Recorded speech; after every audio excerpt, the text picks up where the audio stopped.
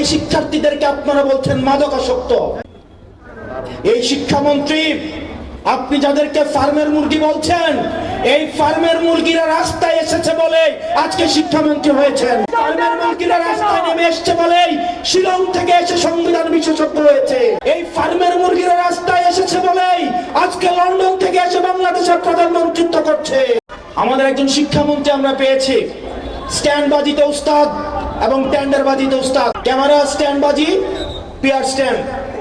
মাননীয় শিক্ষামন্ত্রী সব জায়গায় গিয়ে বলে নকল আর চলবে না। 2026-এর শিক্ষার্থীরা আপনাদেরকে দেখিয়ে দিচ্ছে এই স্ট্যান্ডবাজি আর বাংলাদেশে চলবে না। হাঁটু সমান পানিতে, বুক সমান পানিতে 2026 সালের এইচএসসি পরীক্ষার্থীদের আপনি ডুবিয়ে ডুবিয়ে আপনি পরীক্ষা দিতে বাধ্য করেছেন এবং একটা পরীক্ষার প্রশ্ন আপনি প্রণয়ন করেছেন। আপনি পরীক্ষার প্রশ্নের মধ্যে 2টা সৃজনশীলে আপনি ভুল দিয়ে রেখেছেন। একটা পরীক্ষার্থীর তখন মানসিক অবস্থা কি ধরনের হয় একবার চিন্তা করেন। সে যখন দেখে প্রশ্নপত্রে ভুল, সে যখন নিজে চেষ্টা করে পরীক্ষায় উত্তর মিলানো, পরীক্ষা দিয়ে এসে হয়তো বুঝতে পারে প্রশ্নপত্রে ভুল, সে যখন উত্তর মিলাতে পারে না, তখন পরীক্ষার মধ্যে কি ধরনের মানসিক অবস্থা তৈরি হয় একবার চিন্তা করেন। আপনারা একবার দুঃখ প্রকাশের প্রয়োজন বোধ করলেন না, বরং এই শিক্ষার্থীদেরকে আপনারা বলছেন মাদকাসক্ত। এই শিক্ষামন্ত্রী, আপনি যাদেরকে ফার্মের মুরগি বলছেন, এই ফার্মের মুরগিরা রাস্তায় এসেছে বলে আজকে শিক্ষামন্ত্রী হয়েছেন। ফার্মের মুরগিরা রাস্তায় নেমে এসেছে বলেই শিলং থেকে এসে সংবিধান বিশেষজ্ঞ হয়েছে। এই ফার্মের মুরগিরা রাস্তায় এসেছে বলেই আজকে লন্ডন থেকে এসে বাংলাদেশের প্রধানমন্ত্রিত্ব করছে। শিক্ষামন্ত্রীকে বলবো, শিক্ষার্থীরা গিনিপিগ নয়। শিক্ষার্থীদেরকে নিয়ে এক্সপেরিমেন্ট বন্ধ করুন। কিছুদিন পর পর একটা জিনিস ইচ্ছা হয়, আপনারা সেটা তাদের উপরে চাপিয়ে দেন, শিক্ষার্থীদের উপরে চাপিয়ে দেন। এই শিক্ষার্থীদের আপনাদের এক্সপেরিমেন্টাল টুল না, যে যখন ইচ্ছে তাদেরকে নিয়ে এক্সপেরিমেন্ট করবেন, এক্সপেরিমেন্ট ফেল করলে আবার সে এক্সপেরিমেন্ট তুলে নেবেন। কারণ আপনাদের সন্তানরা দেশে পড়াশোনা করে না, আপনাদের সন্তানরে আপনারা বিদেশে রেখে পড়াশোনা করান। পরের সন্তানদেরকে রাস্তায় রেখে রাজনীতি করাবেন, পরের সন্তানের ভবিষ্যৎকে নষ্ট করবেন, পরের সন্তানদেরকে নিয়ে এক্সপেরিমেন্ট করবেন। এই বাংলাদেশ নিয়ে এক্সপেরিমেন্ট আর আমরা আপনাদেরকে করতে দিব না। 2026 সালের এইচএসসি পরীক্ষার্থীদের প্রতি সংবেদনশীল আচরণ করার অনুরোধ করব। না হয় এই শিক্ষার্থীরা যদি রাস্তায় নেমে দৃঢ় অবস্থান নেয়, আপনার পাটাতন যে শক্ত না, এই অর্ধবেলা আন্দোলনে সেটা বোঝা গিয়েছে। আমরা 24 পরবর্তী বাংলাদেশে এই ধরনের বাংলাদেশ আমরা চাই না। ব্যবসায়ীরা হাহাকারের মধ্যে রয়েছে, ফুটপাতের হকাররা হাহাকারের মধ্যে রয়েছে, রিক্সাওয়ালা ভাইয়েরা হাহাকারের মধ্যে রয়েছে। 200 টাকা ইনকাম করলে 50 টাকা বিএনপি ছাত্রদল যুবদলকে চাঁদা দিতে হয়, স্থানীয় এমপিদেরকে চাঁদা দিতে হয়। এই চাঁদাবাজির বাংলাদেশ আর চলবে না। আপনারা যদি মনে করে থাকেন এই চাঁদাবাজির যাত্রা আপনারা অব্যাহত রাখবেন, মনে করার দরকার নাই এভাবে বেশি দিন খাইতে পারবেন। হাসিনার হয়তো 17 বছর লাগছে। আপনারা এটা বলেন সত্য, প্রত্যেক দিন জুলাই হয় না, প্রত্যেক বছর জুলাই হয় না, কিন্তু যখন জুলাই হয় তখন পালানোর জায়গা পাবেন না। হাসিনার জন্য ইন্ডিয়া ছিল, আপনারা বলেন আপনারা বাংলাদেশ পন্থী দল, আপনাদেরকে আমাদেরকে ইন্ডিয়াও নিবে না, পাকিস্তানও নিবে না, আমাদেরকে এই দেশের মধ্যেই থাকতে হবে। এবং আমরা যদি জনগণের আকাঙ্ক্ষার বিরুদ্ধে যাই, জনগণ আমাদের রাস্তার মধ্যে আমাদের বিচার করবে। আমাদের এখানে যতগুলো বড় দুর্যোগ আছে তার মধ্যে জলোচ্ছ্বাস উপকূলীয় অঞ্চলে, আবার কোনো কোনো অংশে হচ্ছে বন্যা। এখন নতুন আর একটা উপসর্গ যুক্ত হয়েছে, এটি হলো ভূমিধস। পাহাড়ি অঞ্চলে প্রতি বছর এটি হচ্ছে। ভূমিকম্প আমরা যেভাবে অনুধাবন করছি এবং আলোচনা করছি, তার থেকে বোঝা যায় যে এটিও একসময় বড় রকমের প্রাকৃতিক বিপর্যয় হিসাবে আমাদের পেছনে তার অবস্থান করছে।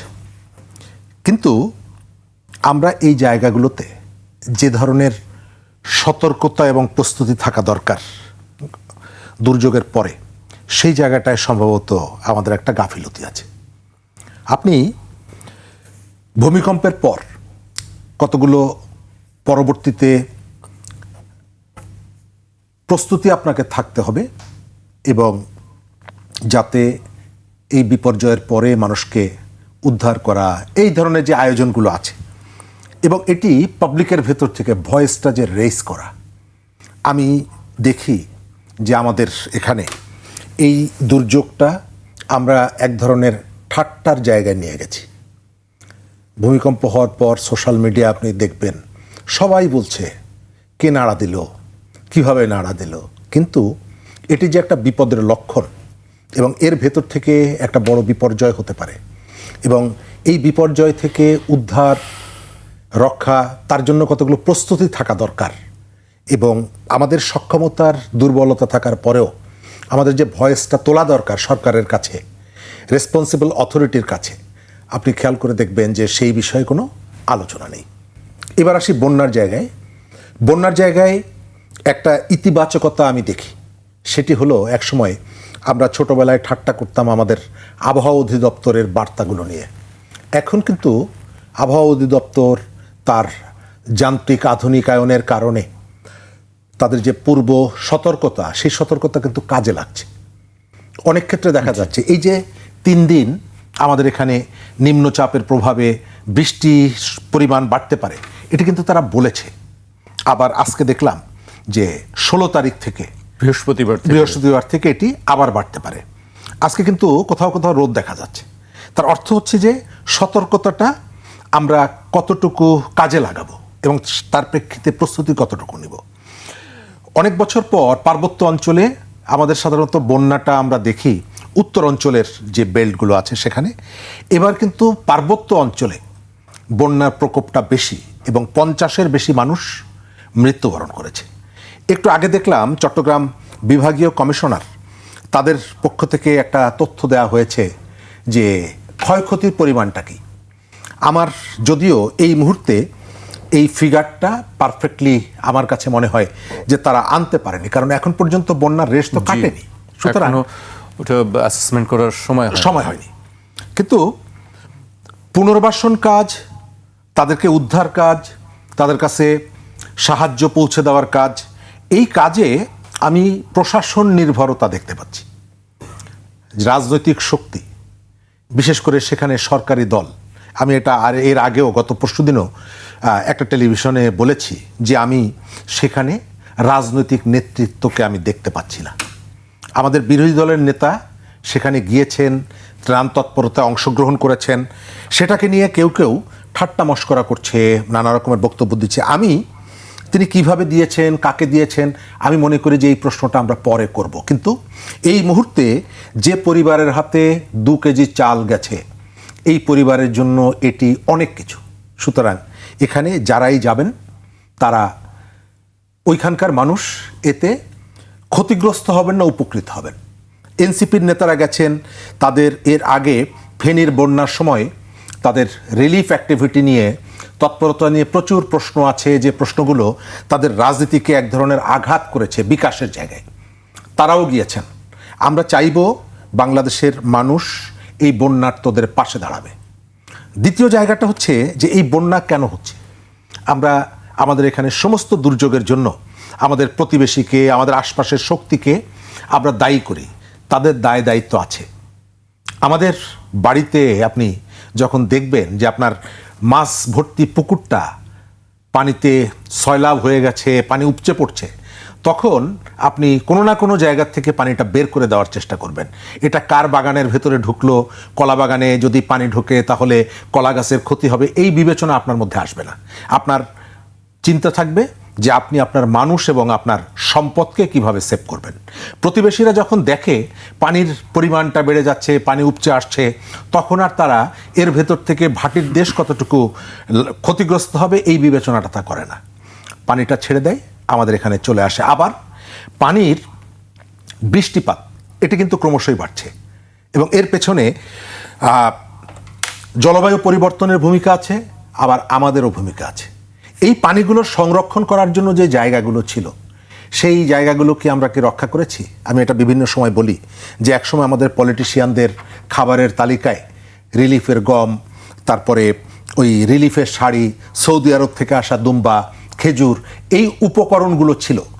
এখন পলিটিশিয়ানদের, প্রভাবশালীদের খাবারের তালিকায় নদী যুক্ত হয়েছে, পাহাড় যুক্ত হয়েছে, খাল যুক্ত হয়েছে।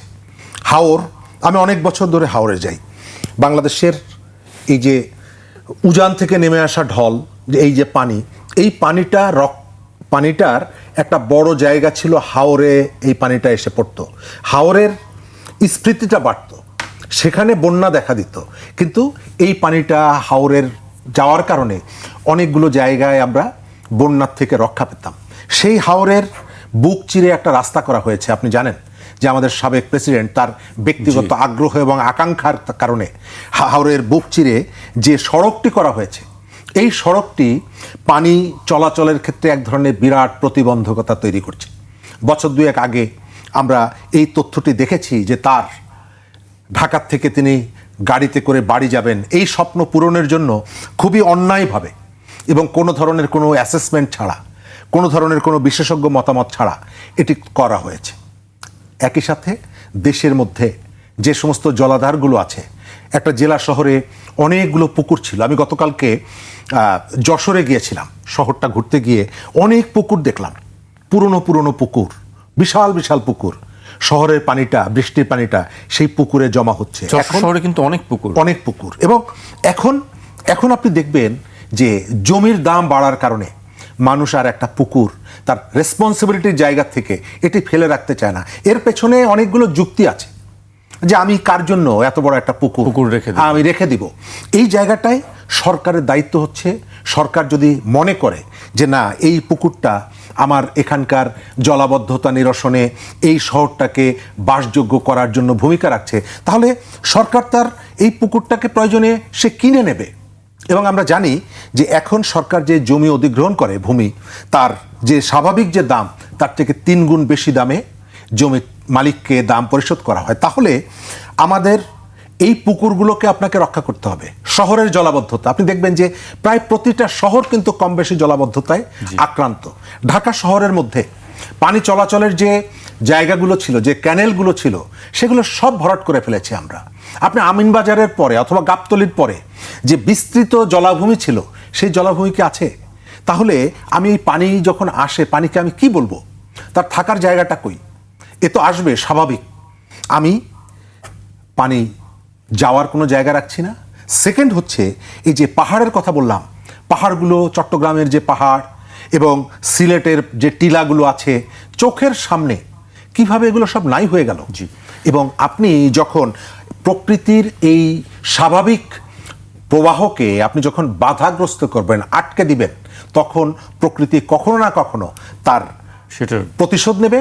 এবং এখন যে ঘটনাগুলো আমরা দেখতে পাচ্ছি, এগুলো হচ্ছে প্রকৃতির প্রতিশোধ। প্রকৃতি নিজের মতন করেই ঠিক করে নেয় সব কিছু একসময়। জি, আমি আপনার কাছে আবারও আসবো। আমি আজিজ ভাইয়ের কাছে আসতে চাই। আজিজ ভাই, প্রকৃতি সব কিছু নিজের মতন করেই ঠিক নেয়। আসলে শরীফ ভাই বলছিলেন যে এই পানিগুলো আসলে কোথায় যাবে, তার তো একটি যাওয়ার জায়গা দরকার। সেই জায়গাটা কোথায়? ধন্যবাদ আপনাকে, ধন্যবাদ শরীফ ভাইকে, দর্শক শ্রোতা। দেখেন, আমরা হচ্ছে ভাটি এরিয়ার দেশ। আমাদের পানি আসে, প্রধানত আসে ভারত থেকে, উজান থেকে যে পানি আসে, এটা কাদামাটি সহ, বালিকণা সহ আসে। যার ফলে আমাদের দেশে 80% নদী কিন্তু এটাকে বলা হয় এরিয়া হচ্ছে বদ্বীপ, অর্থাৎ পলি পড়ে, এটাকে ফাইনালি পলি পড়ে এটা পানি প্রবাহ বন্ধ হয়ে গেছে। ধরেন চেরাপুঞ্জি বলেন, গঙ্গা বলেন, আসাম বলেন, তারপরে আমাদের তিস্তা বলেন, তিস্তা দিয়ে তো এখন সব গেট খোলা, পানি আসতেছে। কিন্তু আমাদের দেশে নদী ধারণ ক্ষমতা নাই। এই নদী পানিটা নেমে তো সমুদ্রে যাবে, সমুদ্রে তো যেতে পারছে না, এখানে আটকা পড়ছে, বন্যা হচ্ছে। এরপরে ধরেন আমাদের দেশে এই শহরগুলোতে যে অনাচার আমরা করেছি, এবং পাহাড়গুলো যা আছে আর অনাচার করেছি, তাতে তো পানি তো ধারণ করতে পারছে না। ধরেন ঢাকা শহরে বলে কালভার্ট রোড এখনো আছে, ওটা তো নালা ছিল, ওটা তো নদীর মতো ছিল, নৌকা চলতো। এখনো ওটার উপর দিয়ে আপনার প্ল্যাটফর্ম করে গাড়ি চলে, তা আপনি এগুলো উদ্ধার করবেন না। ঢাকার শহরে এইরকম সৌভাগ্যবান শহর খুব কমই আছে, চারদিকে নদী। আমরা নদীর পানি, নদীতে যেতে পারে না, বুড়িগঙ্গায় কোনো প্রাণী বাঁচতে পারে না। এই নদী কিন্তু আমরা কোনোদিন আমরা পরিষ্কার করতে পারি নাই। এবং এই ঢাকা শহরে আপনি দেখেন, একটা আদর্শ শহরে 25 ভাগ ফাঁকা জায়গা থাকা দরকার, আমাদের আছে 7 ভাগ। তার ভিতরে ফুটপাত হকার দখল করে রাখে কমপক্ষে 3 থেকে 4 ভাগ। আপনি বলেন কেমনে এই শহরটা চলবে, কেমনে বসবাস করবেন? এই জন্য 3-4 দিন আগে বসবাস শহরের অনুপযুক্ত শহরের তালিকায় আমরা 3 নম্বরে আছি, এবং দূষিত বাংলাদেশে 1 নম্বরে আছি। আমরা সারা বিশ্বের দূষিত বাংলাদেশের ভিতরে আমরা 1 নম্বরে আছি। অর্থাৎ যাই বলেন, সমস্যা হয়তো আলোচনা করব, কিন্তু এই ঢাকা শহর বসবাসের অনুপযুক্ত। এখন যে জায়গায় চলে গেছে, এখান থেকে এই ঢাকা শহরকে উদ্ধার করা খুবই মুশকিল। এবং এই জন্য দেখেন, পাকিস্তান ইসলামাবাদ করেছিল, ইসলামাবাদের অবস্থা ইতিমধ্যে খারাপ হয়ে গেছে।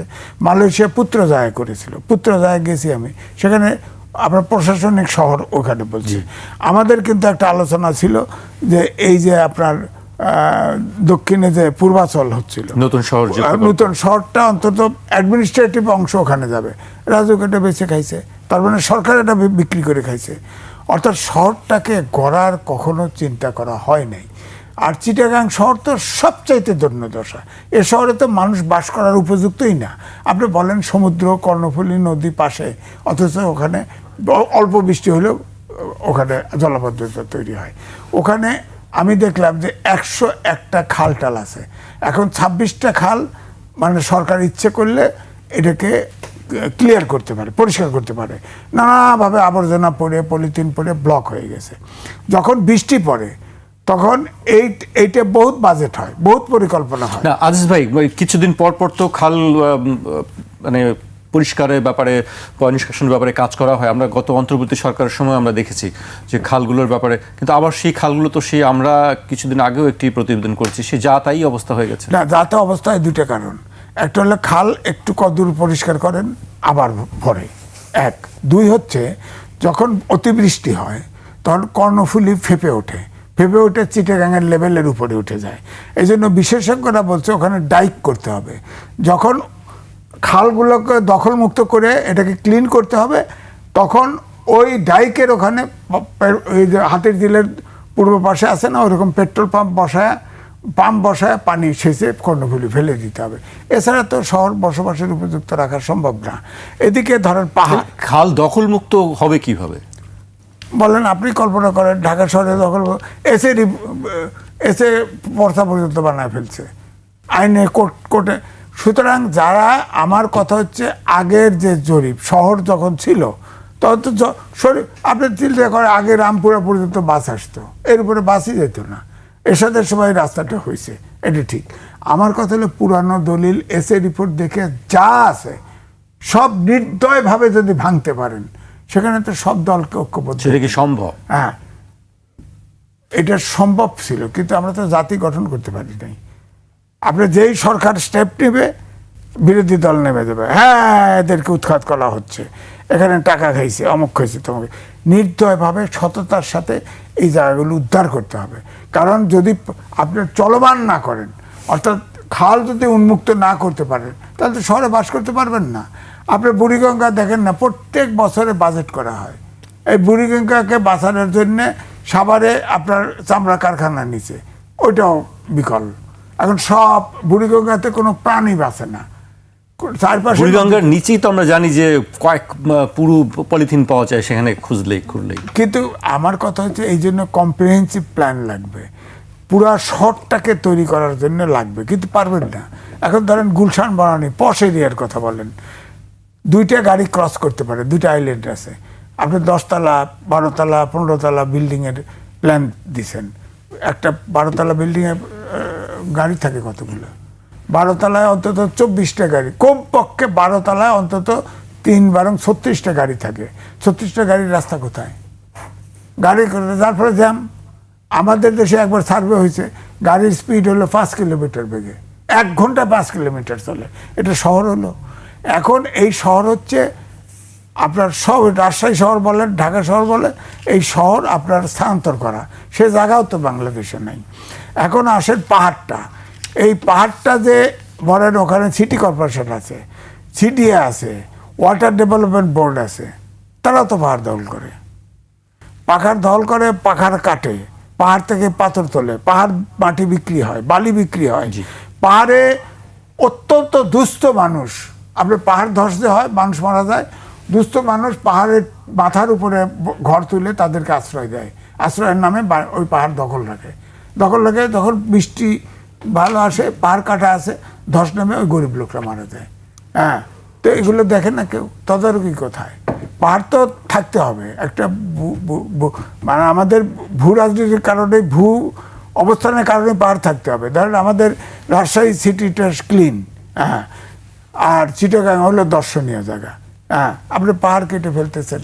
এখন বলেন এই যে বললাম 3-4টা অর্গানাইজেশন আছে, তারা কিন্তু সব বছর একটা বাজেট পাচ্ছে এই শহর বাঁচানোর জন্য, ক্লিন করার জন্য, কিন্তু কম্প্রিহেন্সিভ প্ল্যান নাই। টাকা পাইলে কদ্দূর করলো, বাকিটা হইল না।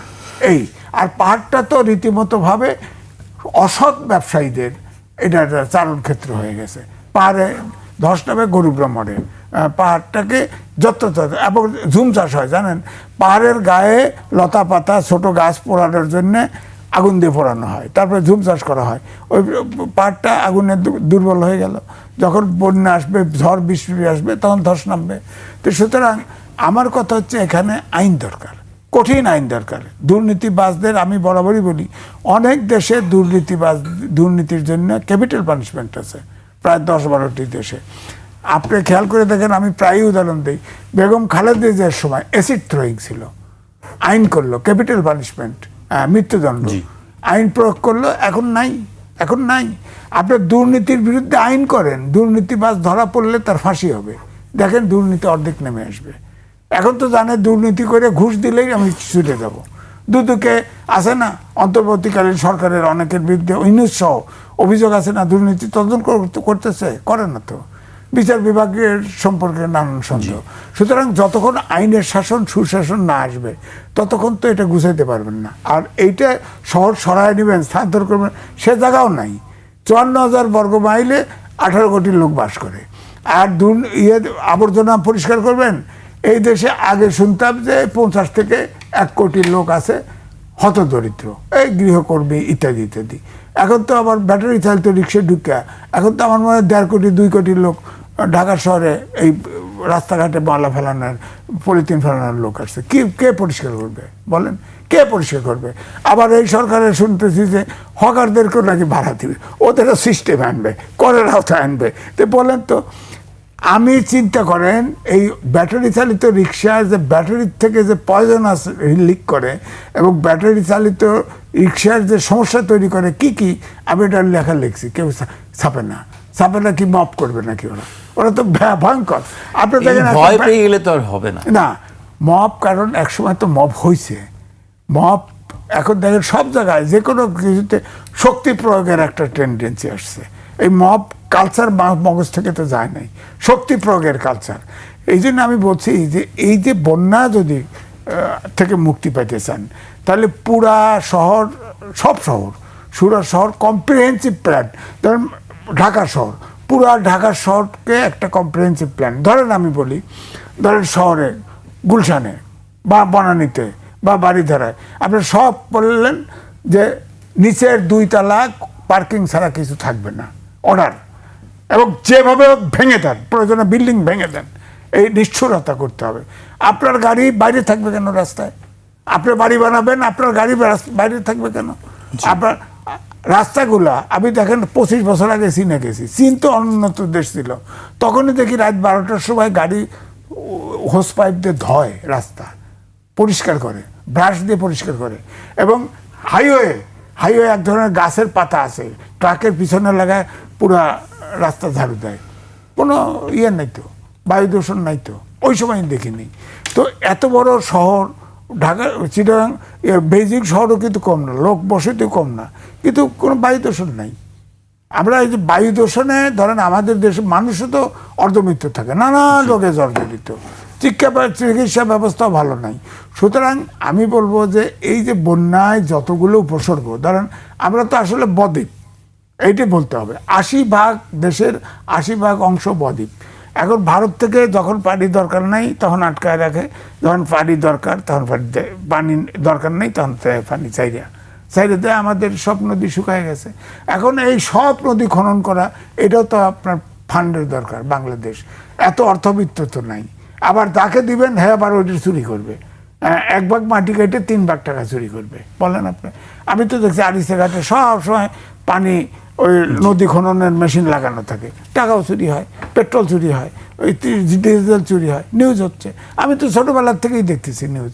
78 সালে প্রফেশন আছি, তখনই শুনি আরিসা ঘাটে তেল চুরি হয়। হ্যাঁ, আপনিও ছোটবেলা থেকে দেখতেছেন, আমরাও ছোটবেলা থেকে দেখতেছি, আমাদের পরের যারা আছে তারাও ছোটবেলা থেকে। এই জন্য আমি পুরো হতাশ না। দেশ জরাজীর্ণ সমস্যা, এটা ঠিক আছে, কিন্তু আমার কিন্তু দুটো জিনিসে কিন্তু আমার কাছে মনে হয়েছে সরকার যদি একটু দীর্ঘস্থায়ী হয় তাহলে সম্ভব। ধরেন এআই, এই যে আপনার এখানে এসে ক্রস করছি, গাড়ি চললো না, সিগন্যাল আসছে, 3 মিনিট করে সিগন্যাল দিছে, 3.5 মিনিট বসে রয়েছে, একটা গাড়ি ক্রস করে নেই, জানা যায় অটো ফাইন হবে। গাড়ি ক্রস করে না, কিন্তু আবার কিন্তু বাইক এবং অটো যারা যে রিক্সা, ওরা তো এআই ওরা চেনে না, ধুমধুম করে চলে যায় না, এআই তো ওকে চেনে না। এআই কে আপনি ধরবেন, এটা তো গেল। তারপরে এখন দেখেন কিউআর কোড লাগাইছে ব্যবসায়, আপনার ক্যাশে কোনো ইয়ে হবে না, টাকা পয়সা দরকার নেই, টাকা পয়সা দেওয়া হবে না, বিনিময় হবে না, কিউআর কোডে পেমেন্ট করবে, ক্যাশলেস। তার মানে আলটিমেটলি ক্যাশলেস সোসাইটির দিকে চিন্তা হচ্ছে। ক্যাশলেস সোসাইটি যদি হয়, অর্থাৎ টাকা যদি হাতে না আসে, তাহলে কমপক্ষে 80 থেকে 90% দুর্নীতি অফ হয়ে যাবে। এবং এটার জন্য সময় লাগবে, 1 দিন 2 দিন না, কমপক্ষে 3 থেকে 4 বছর সময় লাগবে। অটোমেশনে যাইতে আর কি, যেটা বলি অটোমেশনে যাইতে এটা সময় লাগবে। তারপরে ধরেন আধুনিক শিক্ষা ব্যবস্থা আধুনিক করতে হবে। এখন তো কম্পিউটার অপারেশন করে। আপনি তো এখন যে ডাক্তার তৈরি করতেছেন, এই যে ডাক্তাররা স্ট্রাইক করে, এই দাবি করে, এই দাবি করে, এখানে দিয়ে কী হবে? আগামী 10 বছরে কী হবে? আপনার কম্পিউটারের পিছনে লোক লাগবে, কম্পিউটার যে নিখুঁত অপারেশন করবে তার প্রোগ্রাম দিতে হবে, ওই ডাক্তার লাগবে, ডায়াগনোসিস অ্যাপ্রোপ্রিয়েট লাগবে, এই ডাক্তার, এই জন্য সময় লাগবে। কিন্তু আমরা চাই যত দ্রুত সময়ের মধ্যে এটি এত দ্রুত হবে না, অনেক সময় পার হয়ে গেছে।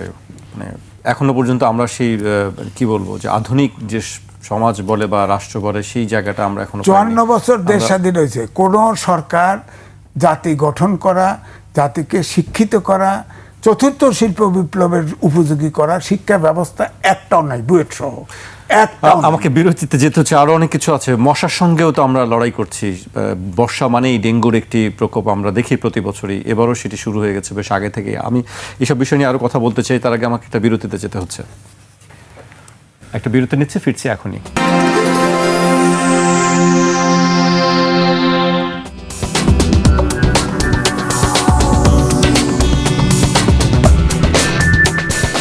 বিরতির পর আবারও স্বাগত। আপনারা দেখছেন 21 রাত। আমাদের সঙ্গে আছেন রাজনীতি বিশ্লেষক শরীফুজ্জামান শরীফ এবং সিনিয়র সাংবাদিক ও কলামিস্ট এম এ আজিজ।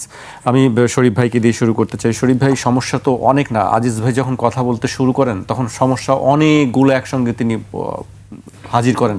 কোনটা থেকে কোনটা কথা বলবো সেটি বোঝা যায় না। আপনার কাছে কোনটা মনে হয়েছে যে আসলে এই বিষয়টি আগে আমাদের বন্যা বা যে প্রাকৃতিক বিপর্যয়, সেটি আমরা কিভাবে আসলে মোকাবেলা করা সম্ভব? প্রথম জায়গাটা আমি মনে করি যে আমাদের রাজনৈতিক পরিচ্ছন্নতা দরকার, আমাদের মনস্তত্ত্বকে ঠিক করা দরকার। আমরা আসলে কার পারপাসটা সার্ভ করব? পৃথিবীর একটা গরিব দেশ, এই যে ঢাকা শহরের আশপাশের যে সরকারি উদ্যোগে উপশহরগুলো হয়েছে, আজিজ ভাই বললেন যে জলাভূমি ভরাট করে উপশহর হয়েছে। এই উপশহরের জমিগুলো কাদের ছিল? কোনো একজন মানুষের 5 কাঠা জমি, গরিব মানুষ ভ্যান চালায় বা এই রকমের, সেই মানুষগুলোর জমি আপনি দখল করে, রাষ্ট্র তার শক্তি দিয়ে সেই জমি দখল করে সেখানে বিনিয়োগ করে জমি ডেভেলপ করে তারপরে আপনি ধনীদের মাঝে বিতরণ করে দিলেন। এটি নৈতিক জায়গা থেকে কি পারে একটা রাষ্ট্র? তার দেশের দুর্বল মানুষের জমিগুলোকে নানাভাবে তাকে ভূমিহীন করে, তার জমিগুলোকে দখল করে শক্তি দেখিয়ে আপনি যদি না সরেন এখান থেকে, তাহলে পুলিশ যাবে, বুলডোজার যাবে, আপনার ওই যে কুড়ে ঘরটা আমি উচ্ছেদ করে ফেলবো। আপনার 2.5 কাঠা জমি ছিল, আপনার 6 কাঠা জমি ছিল, আপনাকে আমি একটা টাকা দিয়েছি, তারপরে বলেছি তুমি যদি সরে না যাও আমি মোবাইল কোর্ট পরিচালনা করে তোমাকে জেলে ঢুকাবো। এই রবি ঠাকুরের কবিতার মতন, বুঝেছে ওপেন ওটুকু লইব কি। এবং আমি এর ভেতর থেকে শহরের আশপাশে একটা একটা করে এই যে কি বলে আমরা আবাসিক অঞ্চল আমরা গড়ে তুলেছি। তো এই আবাসিক যে শহরগুলো, উপশহরগুলো আপনি গড়ে তুলেছেন বিত্তমানের জন্য, প্রভাবশালীদের জন্য, এবং তাদের কাছ থেকে জমি নেওয়ার আগে বলেছিলেন যে এত % জায়গা তোমাদের জন্য বরাদ্দ থাকবে, আমরা তোমাদেরকে দিব। দিয়েছেন? দেন নাই। তাদের সাথে কথা রাখেননি, তাদেরকে ভূমিহীন করেছেন।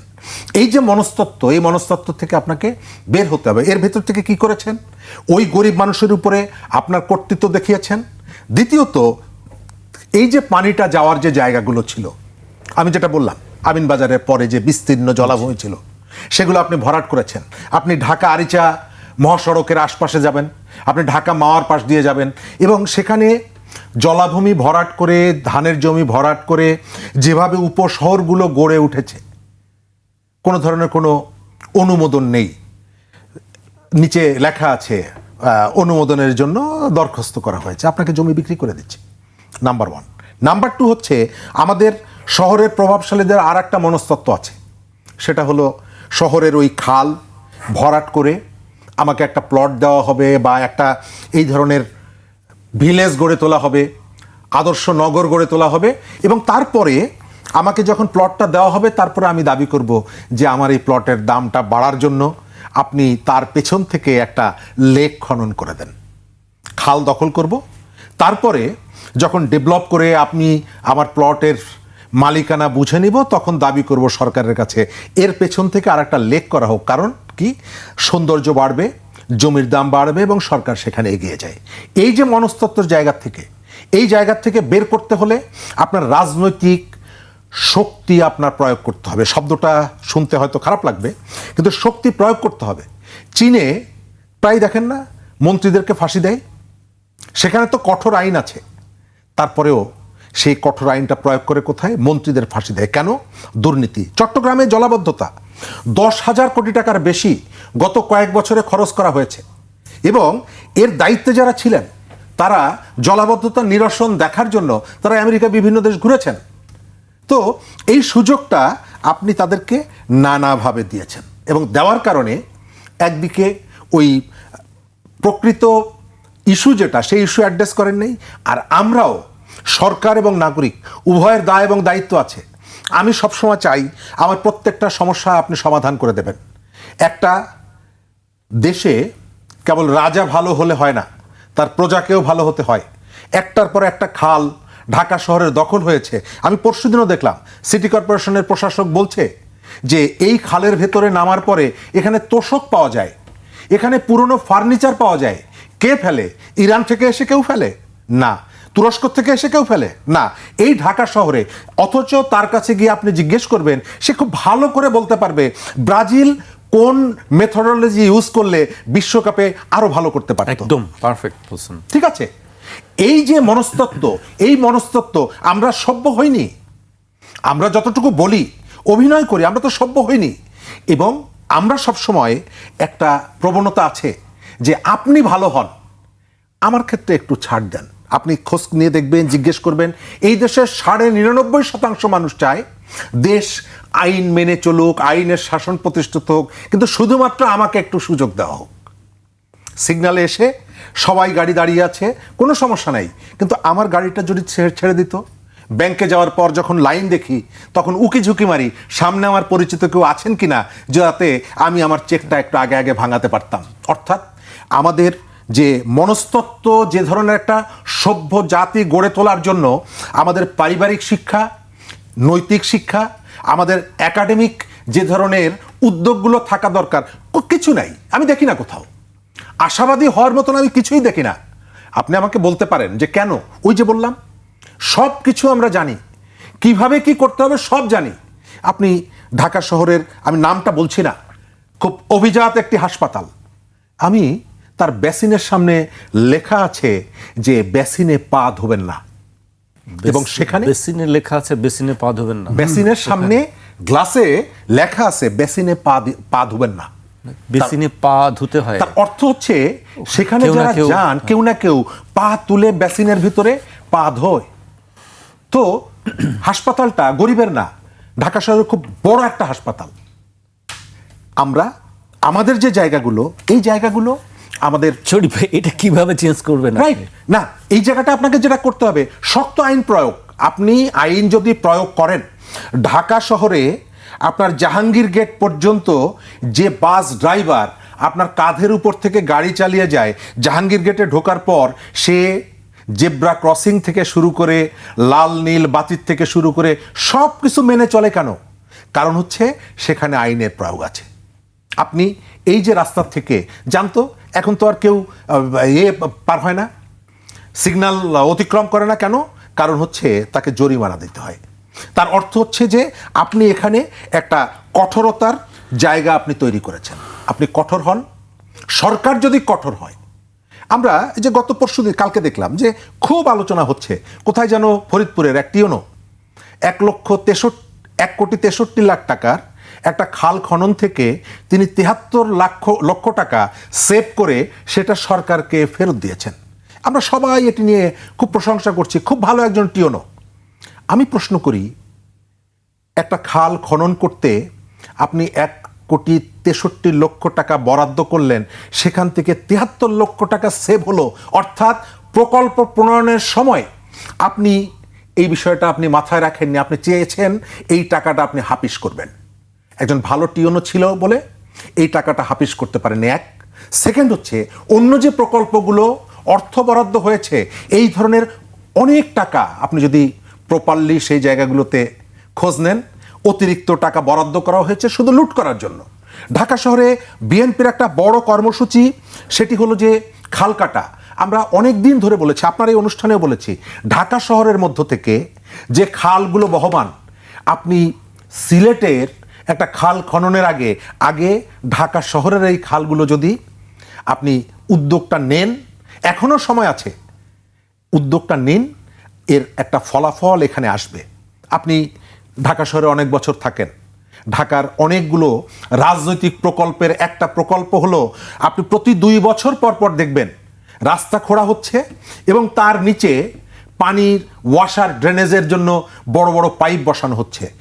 2 বছর আগে আবার 2 বছর পরে দেখবেন সেই একই কাজ হচ্ছে। এবং আমি মনে করি যেটা, যে এই শহরে রাজনৈতিক দুর্বৃত্তদেরকে আর্থিকভাবে লাভবান করার জন্য যতগুলো কাজ সরকার করে, তার একটা বড় কাজ হচ্ছে এই পাইপ বসানো। আপনি এমন পাইপ কেন বসাচ্ছেন যেটা 2 বছরের বেশি টিকছে না? এই টাকা কার টাকা? এটা আমার টাকা। আপনি এই জায়গাটায় ইদানিং আমি দেখছি কয়েকটা জায়গায় প্লাস্টিকের পাইপ এসেছে, বেশ টেকসই। আপনি ওদিকে যান না কেন? কারণ হলো আপনি একবার বসানোর পরে যদি 10 বছর ওই তার স্থায়িত্ব হয়, তাহলে এটা দিয়ে তো পয়সা আয় করা যাবে না, নিজের লোকজনকে তো কাজ দিলে কোনো লাভ হবে না। সেই কারণে প্রতি বছর আপনি রাস্তা খোঁড়াখুড়ি, এবং খেয়াল করে দেখবেন সমন্বয় নেই। আমি সেদিনও দেখলাম একজন সিটি কর্পোরেশনের কমিশনার নির্বাহী প্রধান, তিনি বলছেন আমরা সমন্বয় করার চেষ্টা করছি।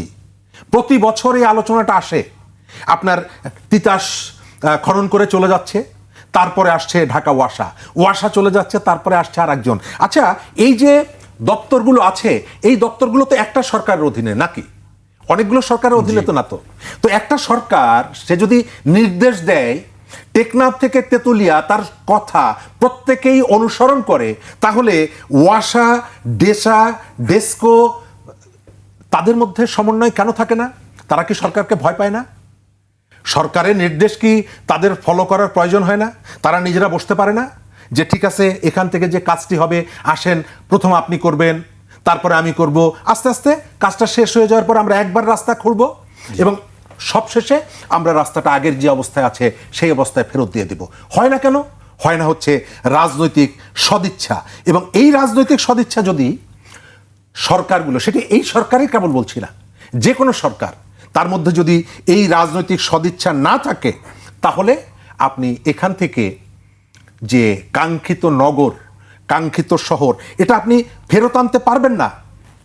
আমাদের এখনো সুযোগ আছে, এখনো সময় আছে। আমরা এই শহরটিকে যেভাবে প্রতিনিয়ত অত্যাচার করি, রেসপন্সিবিলিটির জায়গা বললেন আপনি, ডেঙ্গুর কথা বললেন, আমার ছাদের উপরে আমার ফ্রিজের নিচে পানি জমছে, এটা সরকার কি করবে বলেন তো?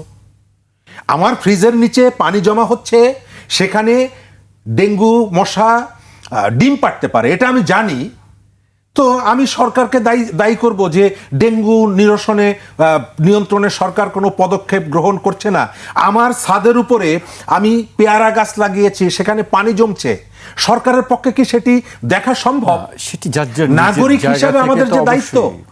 সেই দায়িত্বটা আমরা পালন করতে পারছি না। ওই যে বললাম যে সভ্যতার থেকে আমরা অনেক দূরে, আমরা অন্যের কাছে চাই, সরকার ওষুধ- কিন্তু নিজে আমার যে কতগুলো দায়িত্ব আছে, আমি দায়িত্বগুলো পালন করতে ওই চাই। যে সবাই আশা করে বসে আছে যে সরকার ওষুধ সরকার করে দিবে, দিবে সব। সরকার ওষুধ দিবে, সরকার হ্যাঁ। ওষুধ দিচ্ছে না কেন, ওষুধ ছিটাচ্ছে না কেন? কিন্তু আমি যে তৈরি করছি, ফ্যাক্টরি বানাচ্ছি মশার, সেইটি আমার আমি দিকে সেটাই কোনো বললাম, নজর সেটাই নেই বললাম। আর কি। আরো কিছু সমস্যা এবং সম্ভাবনার কথা আমরা আজিজ ভাইয়ের কাছে শুনি। না, দেখেন- আজিজ ভাই, এই শহর কি আসলে কিভাবে বাঁচানো যাবে, ঢাকা না, শহরকে? শোনেন, ক্যান্সার যদি ফার্স্ট গ্রেড হয় তাহলে বাঁচানো যায় কেমোথেরাপি দিয়ে। ক্যান্সার যদি ফোর্থ গ্রেডে চলে যায়, রোগীকে বাঁচানো সম্ভব না। আমার পরিবারের 2 জন ক্যান্সারে ফোর্থ গ্রেডে টের পায়নি, ফোর্থ গ্রেড চলে গেছে, বাঁচানো যায় নাই। কিন্তু সাবিনা ইয়াসমিন বেঁচে আছে, কারণ সে ইনিশিয়াল পর্যায়ে গ্রেড 1-এ ধরা পড়ছে, তিনি বেঁচে আছেন। এখন ঢাকা শহর না, বাংলাদেশের শহরগুলো যে পর্যায়ে চলে গেছে, এটা আসলে ফোর্থ গ্রেডে চলে গেছে, একে বাঁচানো সম্ভব না, সমস্যা না। তাহলে কি হবে? তাহলে এটাকে রিপ্লেস করা, স্থানান্তর করা, এটারও জায়গা নেই, এটাও ব্যবসা করে খাওয়া ফেলছে। অর্থাৎ আপনি শরীফ ভাই যেটা বললো, একটা আইডিয়াল সোসাইটি। আমাদের দেশে এখনো 80% লোক গ্রামে বাস করে। হ্যাঁ, আপনি কি করে বোঝেন যে আপনার ফ্রিজের নিচের জিনিস সে নিজে পরিষ্কার করবে? আমরা তো সমাজ গঠন করিনি, মানুষ গঠন করিনি, নাগরিক তৈরি করি নাই তো। হ্যাঁ, সুতরাং আমাদের এখন যে জায়গায় এসছে, এখানে বিকল্প ব্যবস্থা হচ্ছে সম্ভব। একটা শহর একদম কম্প্রিহেন্সিভ প্রোগ্রাম, যে ঢাকা শহর আমরা ঠিক করব, নির্দয়ভাবে আইন প্রয়োগ করবেন।